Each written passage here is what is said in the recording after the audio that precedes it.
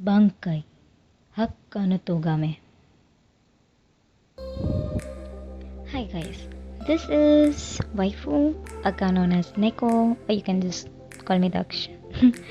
Anyway, so we'll be starting our first tutorial of Rukia's Bankai version cosplay, and here's how the tracing looks like. Let's go to the base.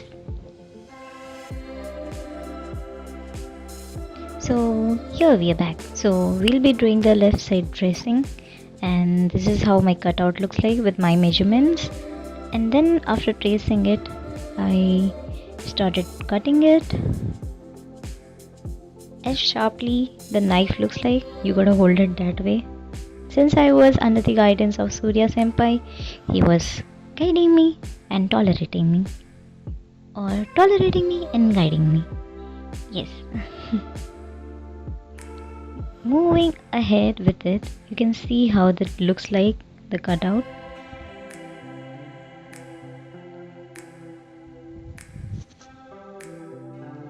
This is how both sides looks like, and after pinning it down, I've not stitched it yet, but I'll be pinning them.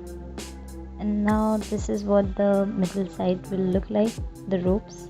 I'm trying to use it from the scrap cloth which I have left after cutting. So don't try to waste another cloth from your new cloth. Try using from the cutouts, which is suggested again by Surya Senpai, to not to waste cloth. It's an advice. It's the best advice someone can give you rather than wasting your outfit. Okay then, let's come back to our collars. So we gotta do the collars thing, and then we gotta do the shoulder pads also, which are in a half cone shape. So first I cut it down and I started tracing it on the cloth as usual. After tracing on the cloth, I cut it, and now after doing a wrong silai, I'm re-stitching it again. As it is, for a newbie like me, you gotta do and learn from your mistakes. So this is the whole look with the sleeves and the cutouts. Moving on to the next thing, we are making the hair pins, which looks like a ice crown on her head. So we'll again take a proper measurements using scraps and not wasting any papers also. Proper measurements so it will look quite symmetrical.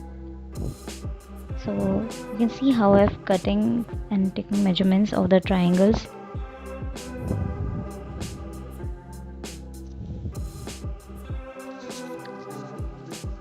After taking the measurements, I just cut it down. These are still the patterns yet, not the final thing. So patterns are very important while making a cosplay, so you don't waste any material or cloth. So once you make a pattern, you have an idea that how the outcome will look like. You see, after cutting them on a white foam together, I stick it behind with the, so by hot glue I stuck a hairpin behind, so that when I tuck it into my hair, it will look something like this. And for the material, I've used a white foam sheet, which is not very expensive and you will find easily in any nearby market. And this is how it looks like.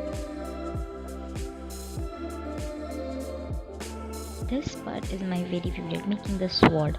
So you see me what I'm doing. I am just using a sandpaper to give me a perfect layer of the wooden stick. So after cutting it out with the help of Surya Senpai, and after priming it for 2 days, we started giving it a proper shape. So we just been sanding it and then priming. Now before we paint it, we have just prime it and just let it dry.